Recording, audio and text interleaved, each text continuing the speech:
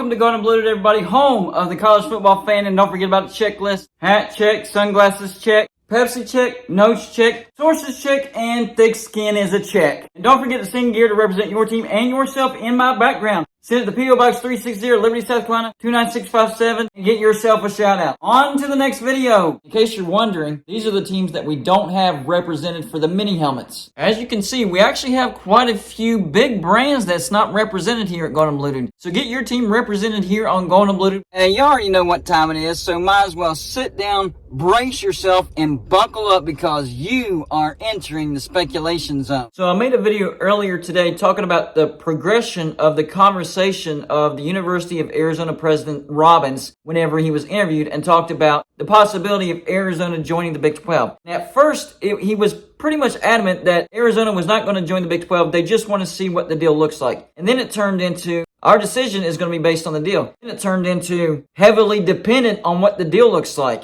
And then it turned into, when I see the deal, that's when I can make an informed decision. So he has made it clear that Arizona's decision will be based on this new media deal, 100%. And he also let the cat out of the bag that Arizona has been talking to the Big 12 when he says, I tell Brett all the time, Arizona has been in contact with Big 12. So don't let other people fool you on that. Now, whether all these teams actually jump, that remains to be seen. But these teams have been talking to the Big 12 and Brett Yormark. That's a fact. No doubt about that. Well, it seems today it looks like at least one Pac-12 team could be jumping from the Pac-12 to the Big 12 sooner rather than later. More bad news for the Pac-12. I said this on my earlier show from the Swamp Show. The ESPN deal is now off the table for the Pac-12. So Apple may be the Pac-12's last hope. And of course that means subscription only. So less money and no exposure. And this is all on Kliavkoff, but also on Pac-12 presidents, ADs, and the fans for believing him. And they did give a vote of confidence in their commissioner. Now, I can't really blame them for that. I mean, he is their commissioner and he was saying he was going to get them a good deal. What are they supposed to believe?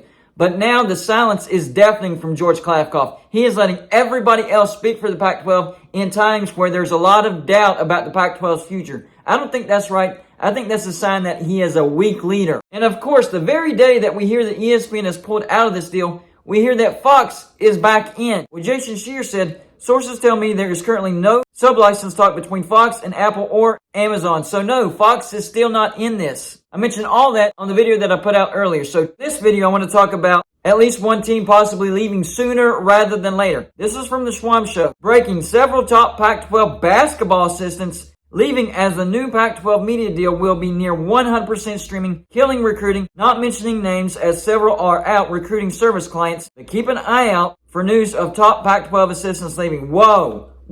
If that's true, that is a sign that the Pac-12 has a terrible media deal on the table. So we're seeing assistants leave because they're like, man, our recruiting is going to be horrendous because of this. Maybe they have jobs promised elsewhere. I don't know the situation. I'm reading this just like you. So it does seem like the Pac-12 is looking at a mostly streaming deal. Maybe it's not 100%, but it's close to 100%. I'm hearing that ESPN still might be in the game, but for a very, very small price. I've heard that the Pac-12 has already turned down this offer, but they could end up accepting it if it's the only offer on the table. And it's not a good offer at all. John Kurtz did a video earlier today talking about how BYU cost the Pac-12 $240 million. And I've talked about that a lot. By the way, if you're not subscribed to John Kurtz, what are you waiting on? Subscribe to his channel. He has a lot of great videos over there. And I've talked about BYU being a perfect fit in the Pac-12. And the Pac-12 turning down BYU might be one of the reasons why they're in this situation. Think about it.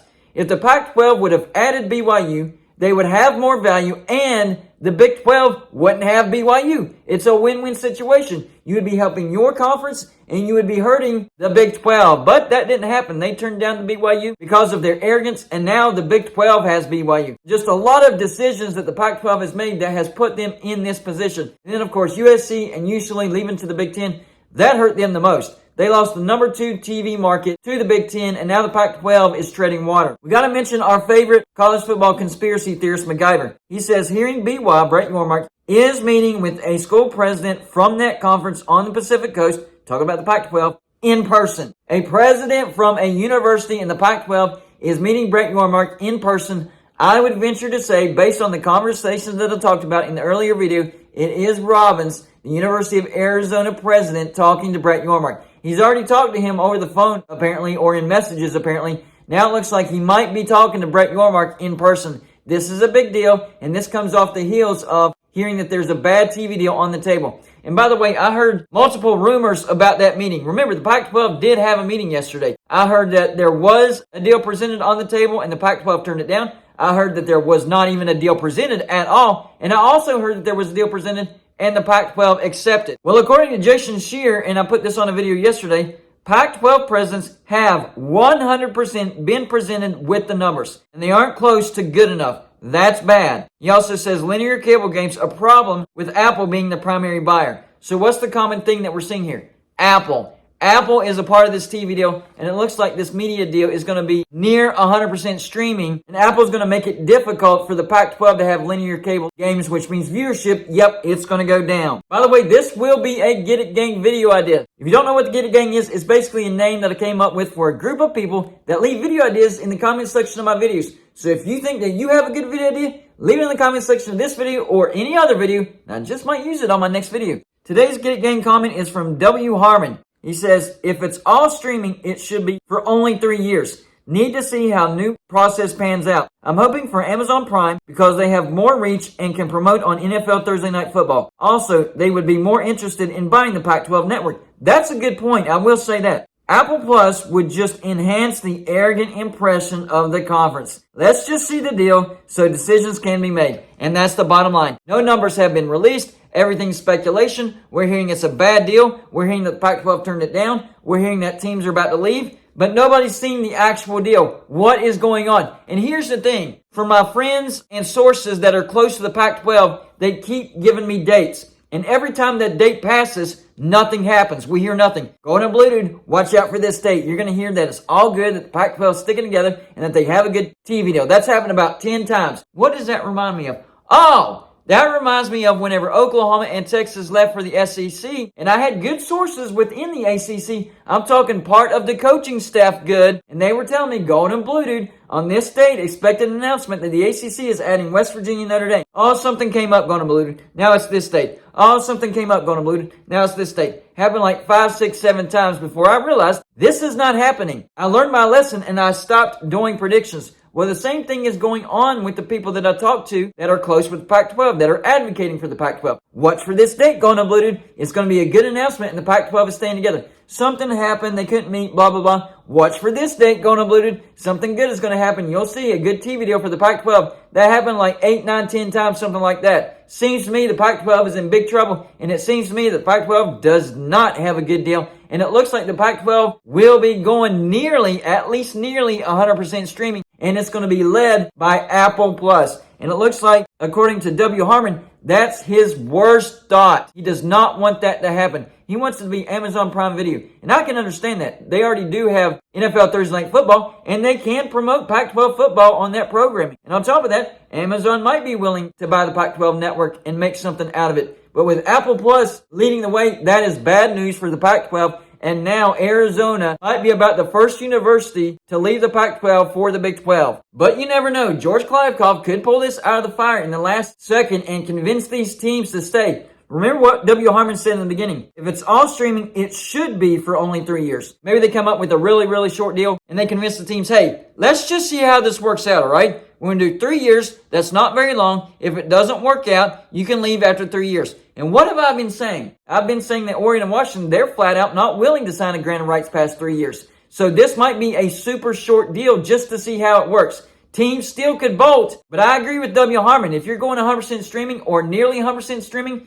you need to go 3 years. You can't go past 3 years because this deal might flop and these teams will be really mad then, especially if the Big Ten is interested in some brands and it turns out a hefty buyout for them to get out of the Pac-12 into the Big Ten. Whereas if they did it now, there would be no penalty because the old TV deal runs out next year. So that's an interesting concept. That's an interesting idea. And I agree with you, W. Harmon. If this deal indeed is 100% streaming or near 100% streaming, it needs to be 3 years or less just to see how it goes. So y'all know in the comment section, number one, now that ESPN is out and Fox is saying, nope, we're not in either, and it looks like this deal is going to be 100% streaming, do you agree? Do you think that this should be a short TV deal or media deal, whatever you want to call it? Number two, if it is a short media deal, do you think that's good enough to keep everybody together just to see how it goes? I guarantee you, if this is a long media deal, it's not going to work out. But if they can do a short media deal, maybe it can keep everybody together and they see how it works in the future, and maybe it does work out. Who knows? Number 3, with a school president rumored to be talking to Brett Yormark in person for a meeting, which school do you think that could be? I think it's Arizona, but I want to get your opinion. Do you think it's Arizona, Arizona State, Utah, Colorado, Oregon State, Washington State, maybe Washington and Oregon? I'm sticking with Arizona, but I want to know what you think about it. That's all I got for this show. Like and subscribe if you haven't already, and I'll see you on the next show.